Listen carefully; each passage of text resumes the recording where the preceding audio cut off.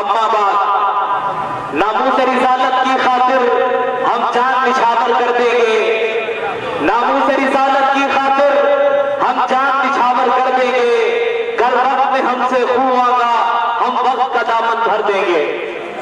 इंतहाई वाजिब काबिल कदर अहले सुन्नत वल जमात के गयूर नडर बेबाक बेखौफ मुजाहिद दोस्तों, आज का ये जम्मे गफीर जनाब नबी करीम सल्लल्लाहु अलैहि वसल्लम की गुस्ताखी